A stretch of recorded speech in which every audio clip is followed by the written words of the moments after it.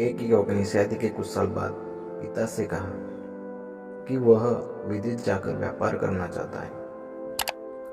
पिता ने उसकी मंजूरी दे दी।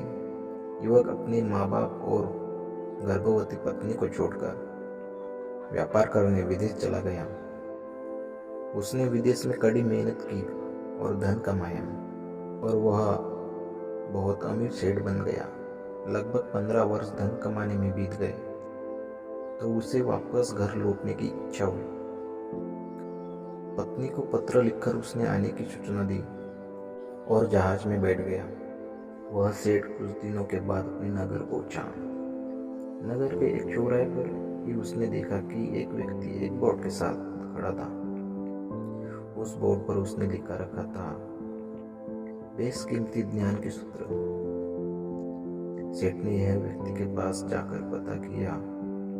उसने बताया कि मैं बेशकीमती ज्ञान के सूत्र बेच रहा हूं। तो सेठ बोला, ठीक है, एक सूत्र मुझे भी दे दो।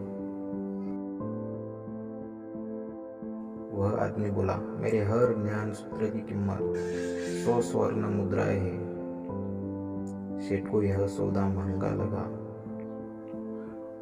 लेकिन उसने एक ज्ञान सूत्र खरीद लिया। उस व्यक्ति ने सेठ को ज्ञान का सूत्र दिया, कोई भी कार्य करने से पहले 2 मिनट रुक कर सोच लेना। सेठ ने वह सूत्र अपनी डायरी में लिख लिया। सेठ को अपने घर पहुंचते पहुंचते रात हो गई। सेठ ने सोचा, इतने सालों बाद लौटा हो तो क्यों ना सीधे पत्नी के पास पहुंचकर उसे सरप्राइज दूं। घर के चौकीदार को इशारों से अंदर कुछ भी कहने से मना कर दिया और सीधे पत्नी के कमरे में गया। वहां का नजारा देखकर वह चौंक गया। उसने देखा कि पत्नी के साथ एक युवक सोया हुआ था। यह देखकर सेठ गुस्से में आग बबूला हो गया।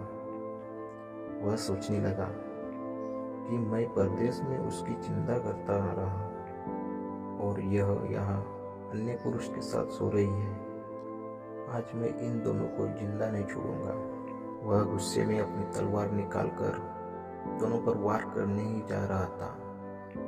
इतने में उसे 100 स्वर्ण मुद्रा के बदले जो ज्ञान सूत्र खरीदा था, उसकी याद गई कि कुछ भी कार्य करने से पहले 2 मिनट सोच ले।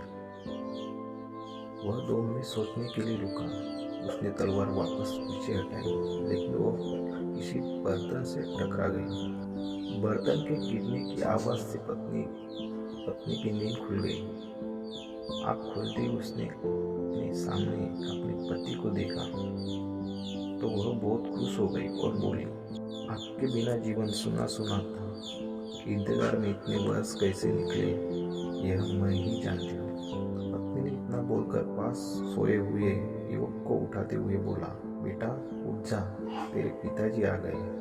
युवक उठकर जैसे पिता को प्रणाम करने झुका तो माथे की पगड़ी सेठ के पैरों में गिर गई। उसके लंबे लंबे बाल बिखर गए।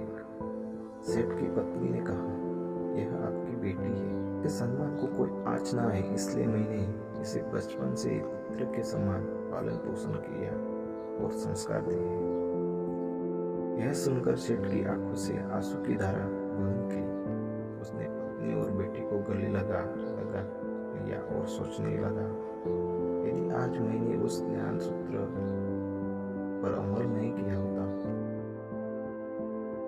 तो आवेश में आकर कितना अनर्थ हो जाता।